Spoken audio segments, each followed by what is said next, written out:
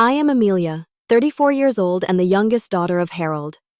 5 years ago, I sacrificed my marketing career to care for my aging father after Mom died.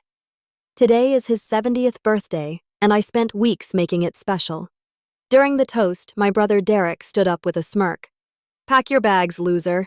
This house is going up for sale." Everyone cheered while my heart shattered. Dad looked confused. I stepped outside and made one quick call. If you are watching this video, drop a comment telling me where you are from. Hit that like button and subscribe to join me through this wild family drama. Our family has always been complicated, but I never imagined it would come to this. My father, Harold, now 70, was always the backbone of our family.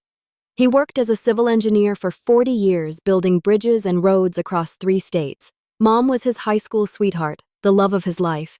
And when she passed away from breast cancer 6 years ago, a part of him died with her. I was 27, then climbing the corporate ladder as a marketing manager for a tech firm in Chicago. My downtown apartment overlooked Lake Michigan, and my life was filled with client meetings, happy hours, and a promising relationship with a software developer named Ryan. Everything changed with one phone call from my brother, Derek. "Dad is not doing well," he said. "He forgets to eat, barely leaves the house, and the place is a mess. Someone needs to check on him more often." Derek, my oldest sibling at 40, is the epitome of success on paper. As a chief financial officer for an investment firm, he lives in a mansion in the suburbs with his wife Stephanie and their 2 perfect children. He drives a luxury car vacations in Europe twice a year and never misses an opportunity to remind us of his accomplishments. But visiting Dad more than twice a year apparently too much to ask. My sister Lauren, 38, lives in Colorado with her husband Justin and their 3 kids. She teaches at a private school and has always sided with Derek in family matters. Like him, she rarely comes home and calls Dad maybe once a month. Their excuse is always the same. They are busy with their own families, their own lives. I was the only one without those ties, so the responsibility fell to me. I took a leave of absence from my job, packed a suitcase, and moved back into my childhood bedroom. What was supposed to be a 3-month arrangement turned permanent when I realized Dad needed more than occasional help. His grief had aged him prematurely, and small signs of cognitive decline were appearing. Nothing major, just moments of confusion and forgetfulness that concerned me. So I resigned from my position, broke things off with Ryan, who was unwilling to relocate, and committed to caring for Dad. The family home, a spacious 4-bedroom colonial my mother had inherited from her parents, became mine to manage. Every corner held memories. The kitchen where Mom taught me to bake, the backyard where Dad built us a treehouse, the living room where we gathered for holiday celebrations. 2 years ago, Dad met Patricia at his doctor appointment. She was a nurse at the local clinic, 50 years old, divorced with no children. Their relationship progressed quickly, and to everyone's surprise, they married after just 6 months of dating. I was cautiously optimistic, hoping she would bring joy back into his life. At first, Patricia seemed perfect. She cooked for Dad, accompanied him to appointments, and encouraged him to join a senior community center. But something about her always felt off to me. The way she would glance at the family photos with disinterest, how she would casually mention the value of the house, her subtle comments about my temporary situation as a caretaker. Derek and Lauren welcomed her with open arms, perhaps seeing an opportunity to absolve themselves of guilt. "See, Dad is fine now. He has Patricia. You can go back to your life," Derek told me during one of his rare visits. But I could not leave. Dad still had good days and bad days. His arthritis made it difficult to navigate the stairs sometimes. His high blood pressure required regular monitoring, and occasional moments of confusion still happened, especially when he was tired. Meanwhile, my relationships with Derek and Lauren grew increasingly strained. They criticized my caregiving decisions from afar, questioning the medications Dad was taking, the doctors he was seeing, even the food I prepared. Yet their own contributions remained limited to short visits and occasional phone calls. "You are wasting your potential," Derek would say. "You are hiding from real life by playing nurse." Lauren would add, "It is not healthy to put your life on hold like this. Dad would not want that." but they never offered real solutions, never volunteered to take Dad for extended periods, never suggested family counseling or shared caregiving arrangements. It was easier to criticize than to help. Uncle Walter, Dad's younger brother, was my only ally. Living 3 hours away in Cleveland, he visited whenever he could and always made time to call Dad twice a week. Walter understood my choice and defended it to Derek and Lauren. "Your sister has made a sacrifice you two were unwilling to make," he once said during a heated family discussion. "Instead of judging her, you should be thanking her." That comment did not go over well, widening the rift between us. After that, family gatherings became even more tense with undercurrents of resentment flowing beneath forced pleasantries. As for Patricia, her attitude toward me gradually changed once the honeymoon phase with Dad ended. She began questioning my presence in the house, suggesting I was interfering with their marriage. She would make comments when Dad could not hear, like, "It must be sad to be your age with no career, no relationship, and living with your father, or Harold and I would have more privacy if you found your own place." I tried to maintain a peaceful relationship for Dad's sake, but it became increasingly difficult as I noticed her behavior changing when we were alone versus when others were present. Around Derek and Lauren, she was the devoted wife, the caring nurse. Around me, the mask occasionally slipped. Still, I stayed. This house was not just a building to me. It was Mom's legacy, the physical embodiment of our family history. And despite everything, I believed Dad needed me. His moments of clarity when he would squeeze my hand and say, "I do not know what I would do without you." Amelia made all the sacrifices worthwhile. Little did I know that beneath the surface, forces were aligning against me, plotting to take away not just my home, but my father's security and happiness as well. I spent 2 full weeks preparing for Dad's 70th birthday celebration. This milestone deserved something special, something that would bring light to his eyes and remind him of happier times. I wanted everything to be perfect. The menu was planned with meticulous care. Dad's favorite meal had always been beef Wellington, a dish Mom would make for special occasions. I practiced 3 times before the party, struggling to get the pastry just right. The apple pie was another challenge made from Mom's handwritten recipe card that was faded from years of use. "The secret is in the crust," she always said, and I was determined to honor her memory by getting it exactly right. Decorations were another labor of love. I dug through the attic and found boxes of old photographs, selecting the best ones from different periods of Dad's life: his college graduation, wedding day with Mom, the birth of each of his children, family vacations, retirement party. I arranged them chronologically in a beautiful leather album, adding captions and dates beneath each photo. For the party itself, I created a photo wall in the living room, tracing 70 years of a life well lived. Blue and white balloons, Dad's favorite colors, were arranged throughout the house. The dining table was set with Mom's best china, only used for the most special occasions. I even tracked down a bottle of the champagne they had served at their wedding planning to present it as a surprise during the toast. Inviting Derek and Lauren was the most challenging part of the preparations. My relationship with both had deteriorated further in recent months, with Derek barely returning my calls and Lauren communicating mostly through tour text messages. Still, I reached out, emphasizing the importance of the day to Dad. "It is his 70th birthday," I said to Derek over the phone. "It would mean the world to him if you all came. We will see if we can fit it into our schedule." He replied, his tone suggesting it was a major inconvenience. "By the way, has Dad updated his will since marrying Patricia? We should discuss inheritance matters soon." The conversation with Lauren went similarly, her primary concern being whether Derek would be attending and if there would be family discussions about the house and Dad's assets. Their reactions left me unsettled, but I pushed those feelings aside.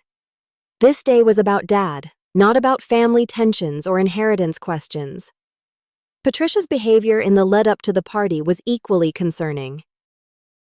She insisted on inviting several of her own friends whom Dad barely knew, including someone she vaguely described as a business associate.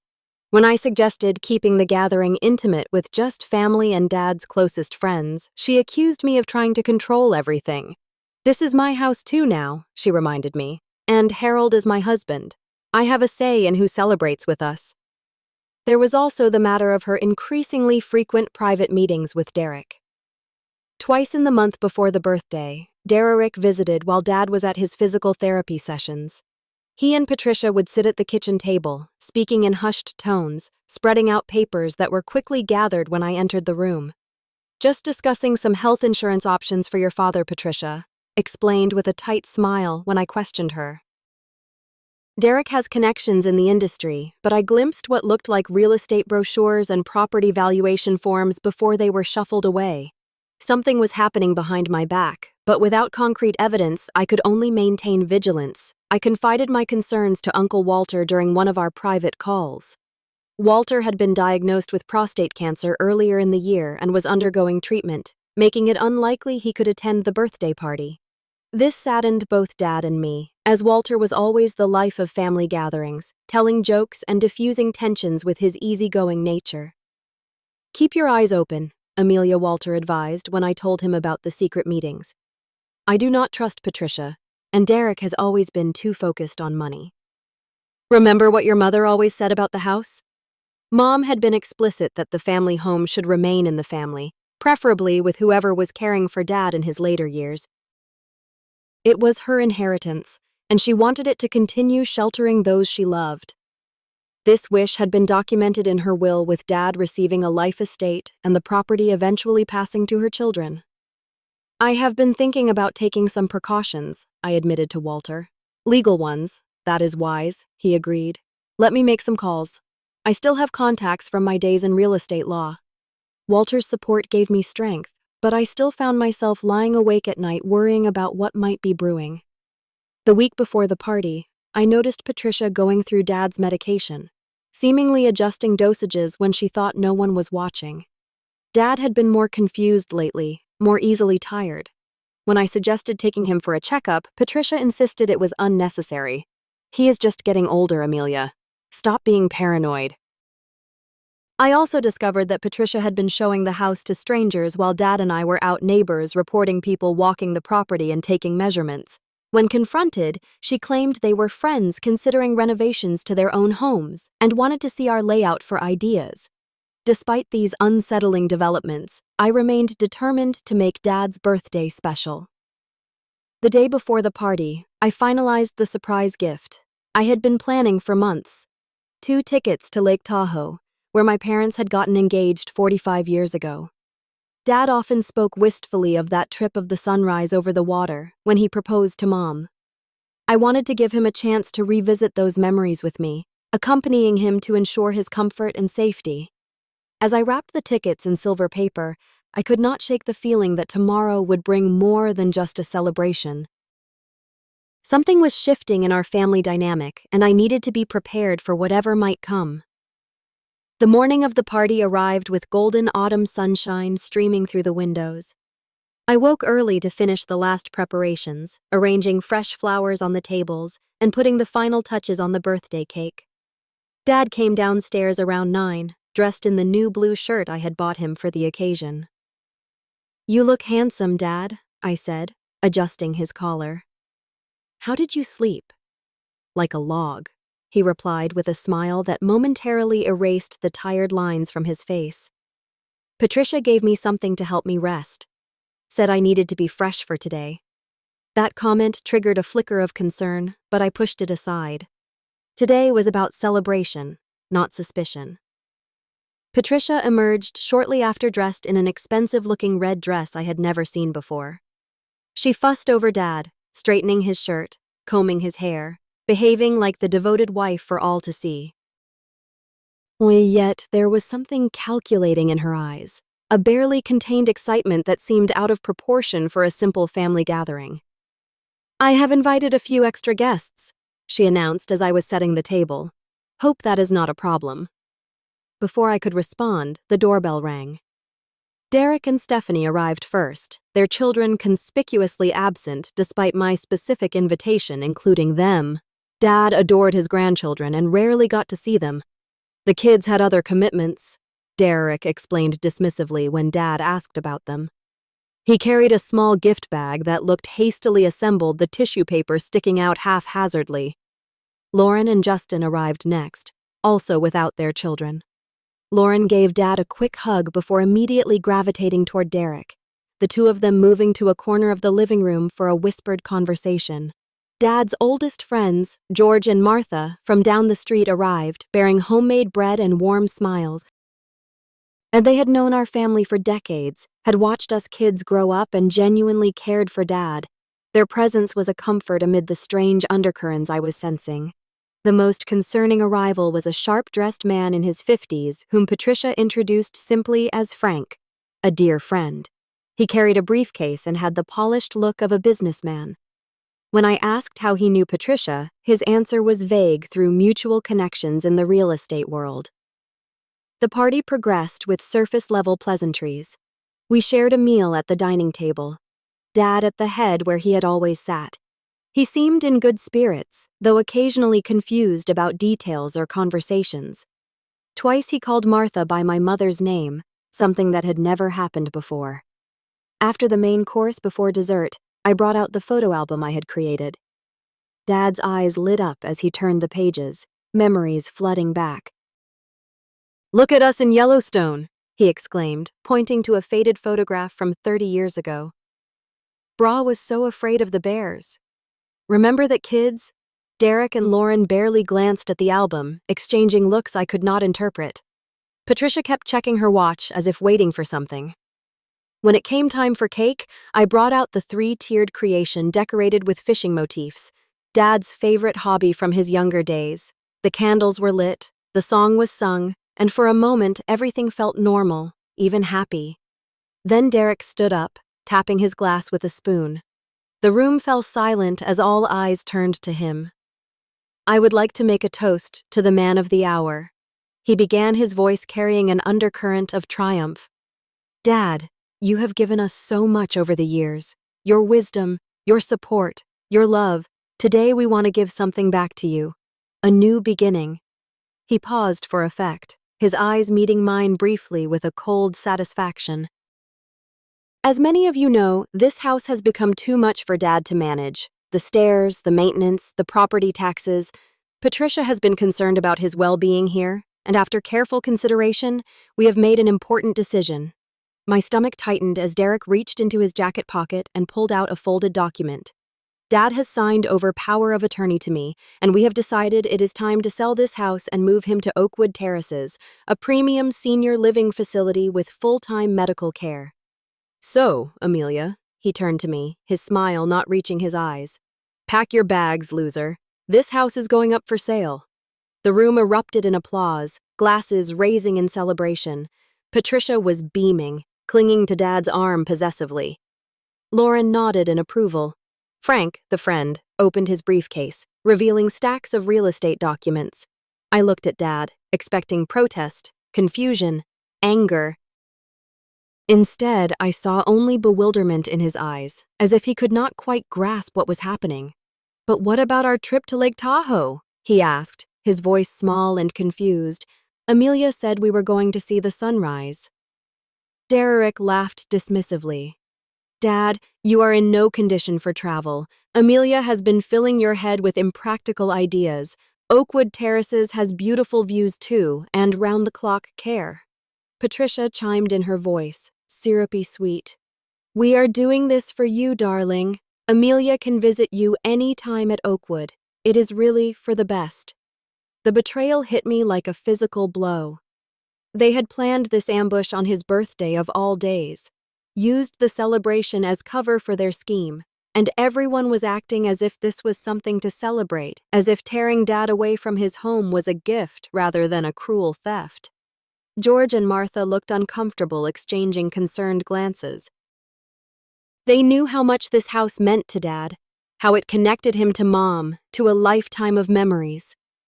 "The market is hot right now," Frank was saying, spreading papers across the table where the cake still sat half-eaten.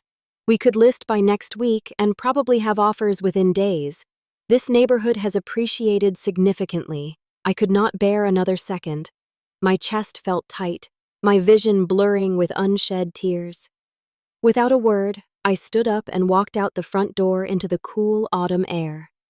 With shaking hands, I pulled out my phone and made the call I had been hoping would not be necessary. Michael, it is happening just like we feared. I need you here now. Michael had been my closest friend since college. We met in business ethics class, ironically enough, and stayed in touch even when our careers took different paths. While I went into marketing, he pursued law, specializing in elder care and estate planning. When I first noticed Patricia's suspicious behavior months ago, Michael was the first person I called for advice. "They cannot just sell the house from under you," he reassured me now, his voice calm and steady through the phone. "Not if we have done our homework correctly. I will be there in 10 minutes. Walter is already on his way with Dr. Kapoor." I leaned against the porch railing, trying to steady my breathing. This moment, as terrible as it was, did not come as a complete surprise. In fact, I had been preparing for it for nearly 6 months. It started with small things. Patricia misplacing Dad's glasses right before important appointments. Scheduled maintenance workers showing up when neither Dad nor I had called them. Dad becoming unusually drowsy after Patricia made him special tea in the evenings.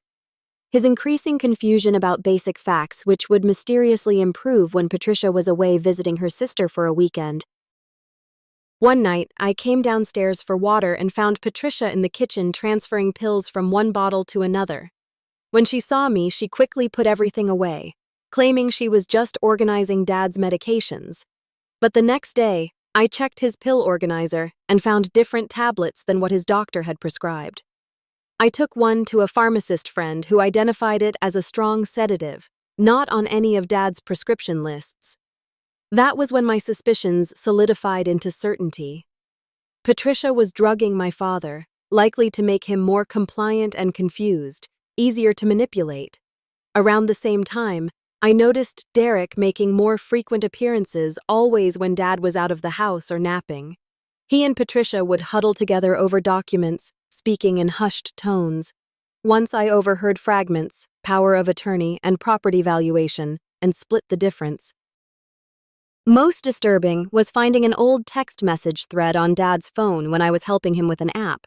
Messages between Patricia and Derek dating back 3 years, long before she ever met Dad at the clinic. In one exchange, Derek wrote, "Found a perfect mark. Widower, our valuable property daughter living with him might be an issue. We'll keep you posted." Patricia had replied, "Daughter can be managed. Get me an introduction and I will handle the rest." They had targeted Dad deliberately. Patricia was never a random encounter at the clinic. She was planted there by Derek, part of a calculated plan to gain control of the house. When I showed these messages to Dad during a moment of clarity, he was devastated but also doubtful. "Patricia loves me," he insisted. "Derek is my son. They would not do this." His denial was heartbreaking but understandable. No one wants to believe their loved ones could betray them so fundamentally. And by then, Patricia's medication tampering had progressed to the point where Dad had more confused days than clear ones. That was when I reached out to Walter for help. Despite his cancer treatments, he immediately stepped up, connecting me with his former legal colleagues and helping formulate a protection plan. "Your mother would never forgive me if I let them take that house from Harold," Walter had said, "or if I let them push you out after all you have sacrificed." Working quietly, we arranged for Dad to undergo a cognitive assessment during one of his clearer periods with Dr. Kapoor, a geriatric specialist not connected to Patricia's network. The results showed that while Dad had mild cognitive impairment, he was still legally competent when not under the influence of unauthorized medications. With this documentation in hand, we worked with Michael to create a set of legal protections. Dad signed a health care proxy, naming Walter and me as his decision-makers. He created a new power of attorney, limited to specific actions and requiring dual signatures from both Walter and myself. And most importantly, he signed a declaration stating his explicit wish to remain in the family home with appropriate in-home care as needed. All these documents were properly witnessed and notarized during a day when Patricia was attending a nursing conference that I later discovered never existed.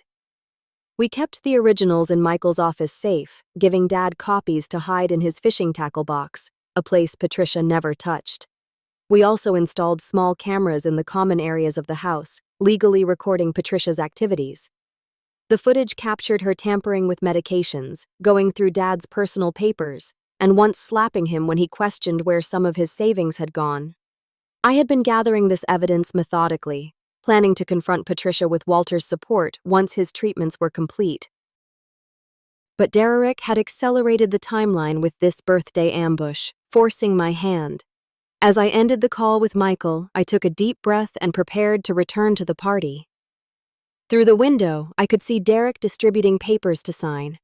Patricia was gesturing excitedly about something, probably the penthouse apartment she had been not so subtly researching online.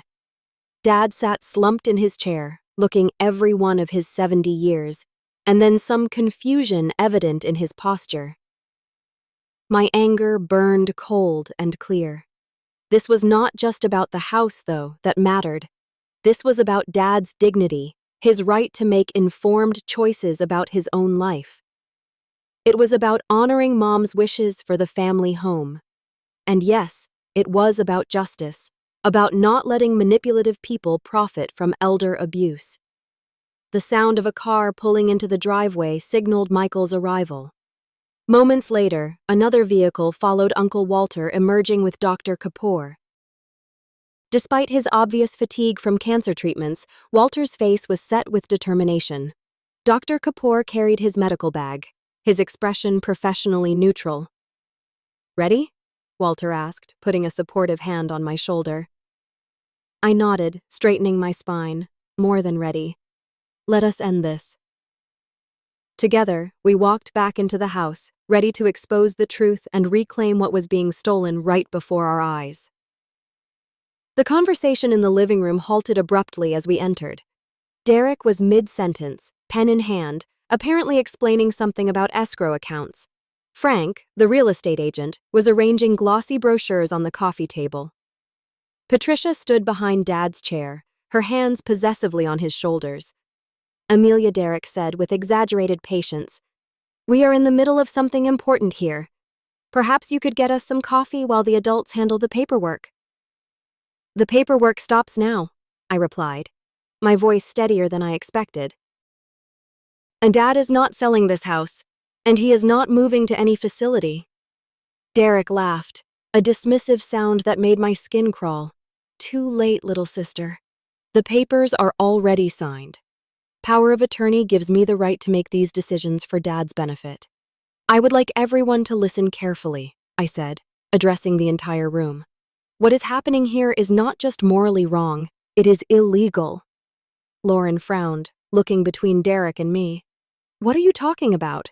Derek has power of attorney. Everything is above board." "Is it?"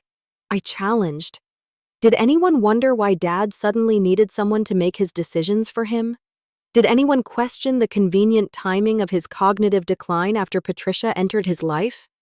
Patricia gasped dramatically. "How dare you? I have done nothing but care for Harold. Tell her, darling." She nudged Dad, who looked confused and uncomfortable.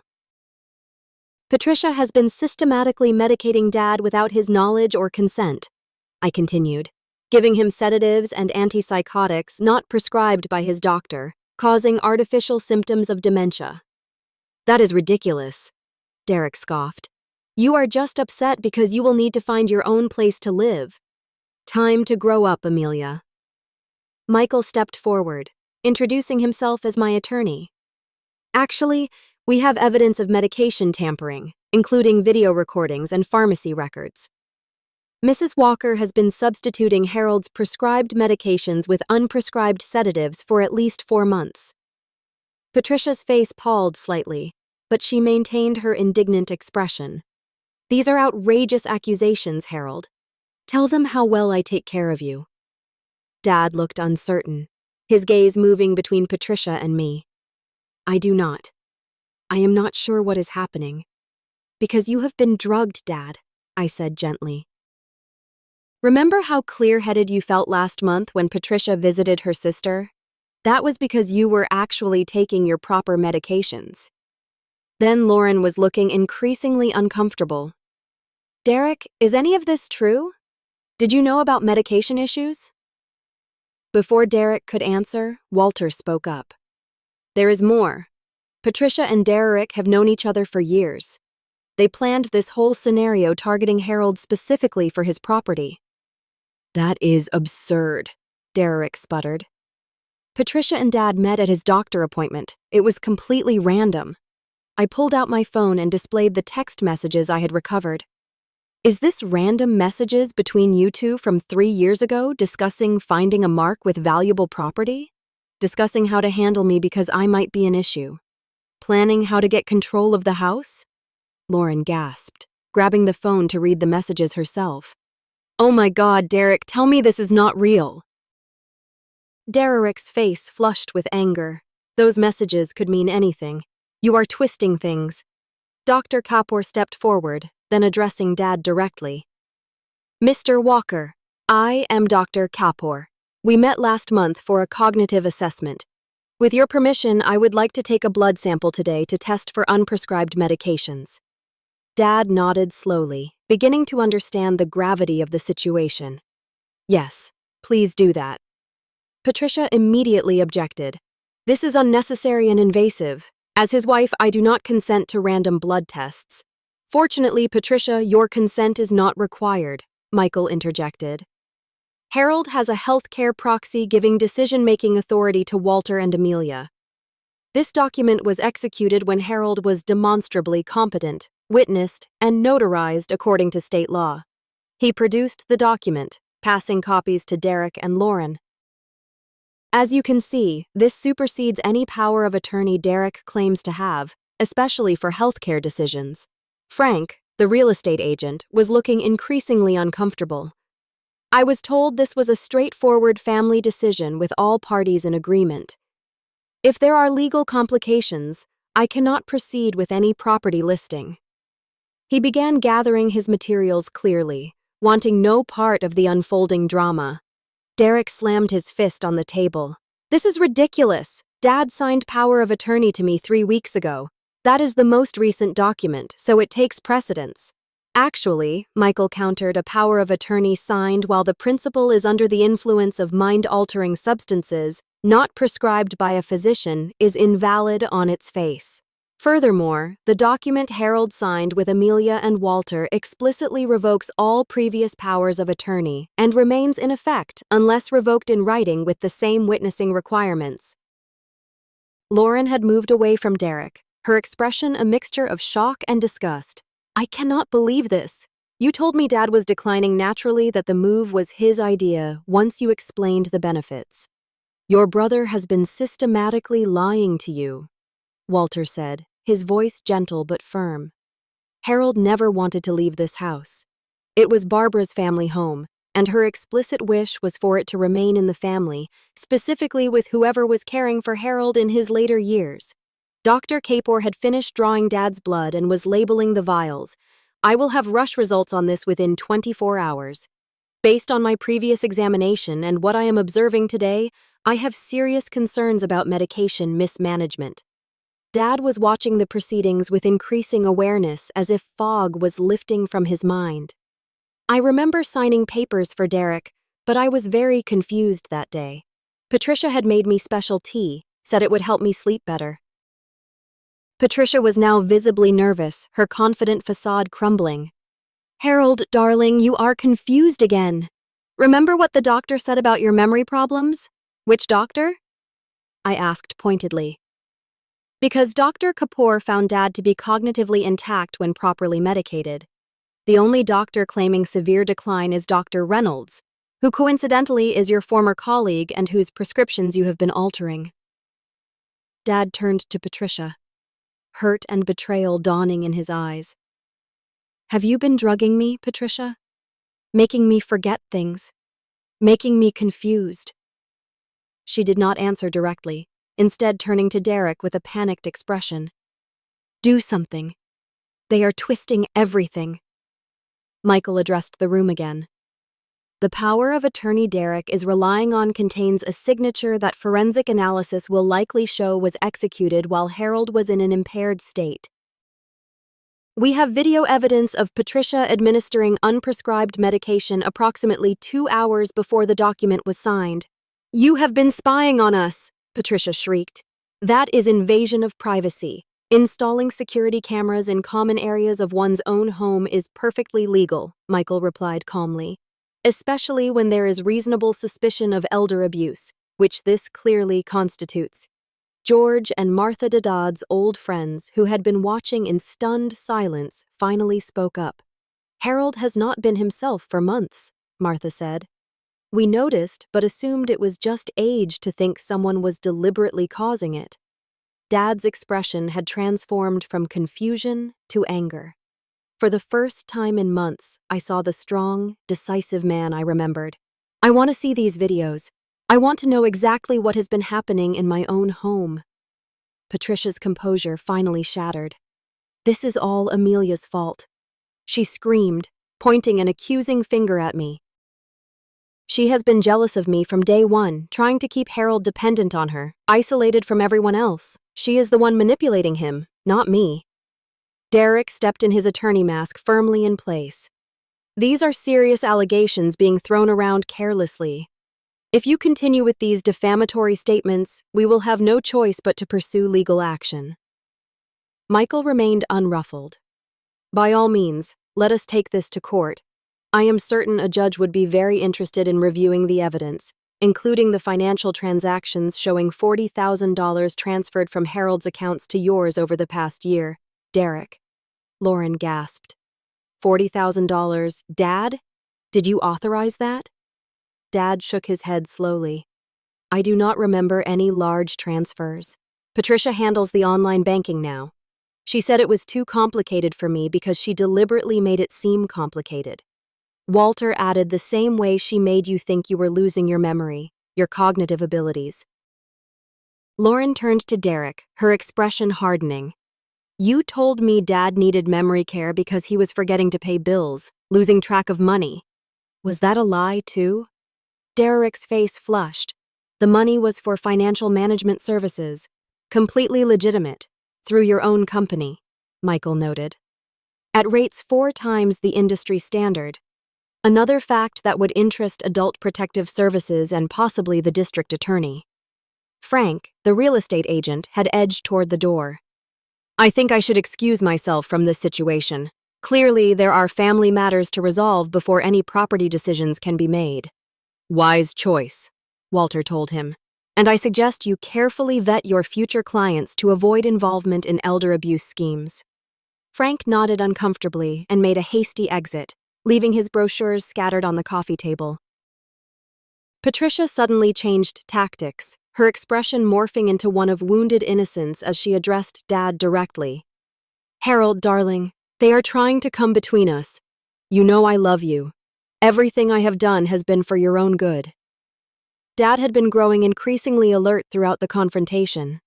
He looked at Patricia with clear eyes, perhaps truly seeing her for the first time in months. If you loved me, you would not have drugged me. You would not have conspired with my son to take my home. You would have respected my wishes. Patricia's mask slipped completely. Then your wishes. What about my wishes? I did not sign up to be stuck in this outdated house in this boring neighborhood. Derek promised me a share of the sale, enough for the penthouse downtown I deserve. The room fell silent at this admission. Even Derek looked stunned at her outburst. I think you should leave, Patricia, Dad said quietly but firmly. Now you cannot throw me out. I am your wife. This is my house too. Walter stepped forward. Actually, the prenuptial agreement you signed specifically excluded any claim to this property. And given the circumstances, I believe we have grounds for an expedited annulment based on fraud. Patricia turned to Derek in panic. You said the prenup was just a formality, that once we sold the house, no one could stop us. Derek backed away from her. I never said that. You are making things up now. Lauren had moved to Dad's side, her arm protectively around his shoulders. I cannot believe I fell for all this. Derek told me you were declining rapidly, that you needed professional care. I should have come to see for myself instead of taking his word.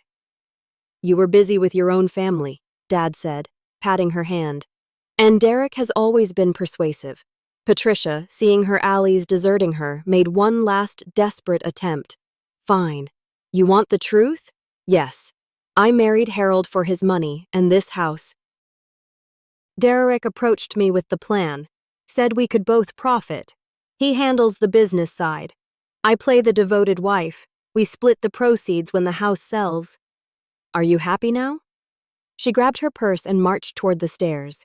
I am packing my things. This marriage was a sham anyway, a total waste of 2 years of my life catering to an old man.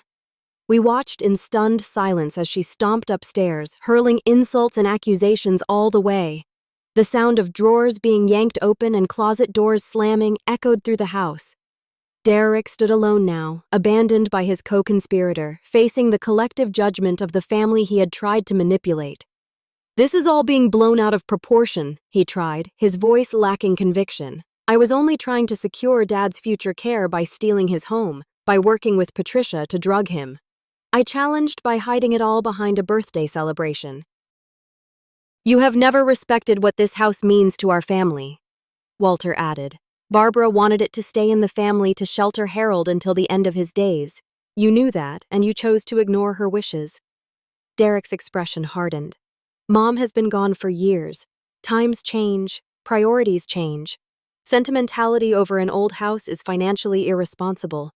Get out, Dad said, his voice stronger than I had heard in months. I do not want to see you right now, Derek. I need time to process this betrayal. Derek grabbed his jacket. Fine, but this is not over. That power of attorney is still valid until proven otherwise. We will see about that.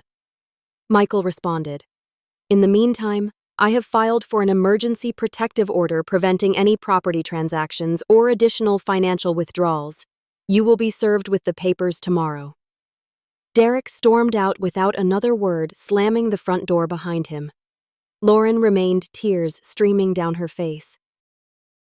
Dad, Amelia, I am so sorry. I had no idea what Derek was planning. He told me Amelia was overwhelmed caring for you, that a professional facility would be better for everyone. He manipulated you too, I said, surprised to find I did not harbor anger toward my sister. He knew exactly what to say to make his plan sound reasonable. I should have questioned it more, she insisted. Should have visited more often, seen for myself what was happening. What matters is that you are here now, Dad said, embracing her, and that the truth came out before it was too late. Patricia reappeared with 2 large suitcases, her face a mask of fury. I will send for the rest of my things. My lawyer will be in touch about a divorce settlement. I believe fraud and elder abuse will significantly impact any settlement discussions, Michael noted calmly, as will the pending criminal charges we will be pursuing. Patricia froze. Criminal charges. You cannot be serious. Medication tampering. Financial exploitation of an elder conspiracy to defraud Michael enumerated. All felonies in this state. Dr. Kapoor's blood test results will provide the final evidence needed. Patricia's face pad. Without another word, she dragged her suitcases out the door. The sound of her car starting and speeding away, marking the end of her presence in our lives. In the sudden quiet that followed, Dad looked around at those who remained: me, Lauren, Walter, Michael, Dr. Kapoor, and his old friends George and Martha. People who genuinely cared about his well-being, not what they could gain from him. I believe he said with a weak smile that I still have a birthday cake waiting to be properly enjoyed. Martha immediately went to the kitchen to retrieve the cake, and George poured fresh drinks. The birthday celebration resumed, transformed now into something more meaningful. A celebration of truth revealed, of manipulation thwarted, of family bonds damaged but not beyond repair. Dad hugged me tightly. Thank you for watching out for me, Amelia. For noticing what others missed. For fighting for our home. Always, Dad. I promised, feeling the weight of months of worry finally beginning to lift. Always. 3 months have passed since the birthday that nearly changed everything. The autumn leaves have given way to winter snow, transforming our neighborhood into a peaceful wonderland. Much has changed in our family, some painfully, some for the better. Dad has improved dramatically now that he is properly medicated. The artificial symptoms of dementia disappeared within weeks of Patricia's departure. His memory is sharper. His energy improved. Though at 70, he still has the natural limitations of age. We have established a routine of morning walks and evening chess games activities that keep both his body and mind active. The legal aftermath was swift and decisive. The blood tests confirmed the presence of unprescribed sedatives and anti-anxiety medications in Dad's system. Combined with the video evidence and text messages, this was enough for the district attorney to file elder abuse charges against Patricia. She accepted a plea deal rather than face trial, resulting in probation, community service, and a restraining order preventing her from contacting Dad or coming near our home. The annulment of their marriage was granted on grounds of fraud, with the judge particularly disturbed by the evidence of deliberate cognitive impairment. Patricia left town shortly after reportedly moving to Arizona to start fresh. Good riddance. Derek's situation has been more complicated and painful. The investigation revealed he had been siphoning money from Dad's accounts for over a year using fabricated financial management fees. He faces charges of financial elder abuse and could potentially lose his professional licenses. More devastating than the legal consequences has been his estrangement from the family. Despite multiple attempts by Dad to reach out, Derek refuses all contact, blaming everyone but himself for the situation. Lauren, on the other hand, has become a regular presence in our lives. The shock of discovering Derek's manipulation seemed to awaken something in her. She and Justin now visit at least twice a month, sometimes bringing their children for weekend stays. She and I have rebuilt our relationship, finding common ground in our shared love for Dad and our commitment to his well-being. As for me, I have found a new balance. With Dad's improved health, I felt comfortable hiring Mrs. Rodriguez, a part-time caregiver who comes 3 days a week. This has allowed me to accept a remote marketing position with a startup company, keeping my skills fresh while remaining available to Dad. It is not the high-powered career I once had, but it feels right for this chapter of my life. Uncle Walter has been our rock throughout everything. After completing his cancer treatments, which thankfully were successful, he sold his Cleveland home and purchased a small house just 2 streets away from us. He comes for dinner several times a week, and his presence has been healing for Dad, who values his brother's company more than ever. The most meaningful change has been in my perspective on family and trust. I learned that sometimes those closest to us can cause the deepest wounds, whether through active malice like Derek and Patricia, or passive neglect like Lauren's initial distance. But I also discovered that broken bonds can be mended, that it is never too late to rebuild trust and connection. Dad and I finally took that trip to Lake Tahoe last month. We watched the sun rise over the water from the exact spot where he proposed to Mom 45 years ago. As the light painted the lake in shades of gold and pink, he told me stories I had never heard before, small details about their relationship that he had kept private until now. "Your mother would be proud of you, Amelia," he said as we sat bundled against the morning chill. "Not just for saving the house, but for how you did it. You were smart, prepared, and still kind even when facing cruelty." That moment by the lake crystallized the most important lesson from our ordeal. Love requires vigilance. Not paranoid suspicion, but attentive care. A willingness to notice changes and ask difficult questions.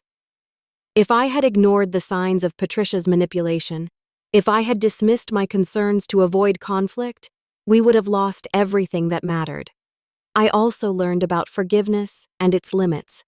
I have forgiven Lauren, whose only real crime was trusting Derek too much and me too little. I am working on forgiveness for Derek, though reconciliation seems distant at best.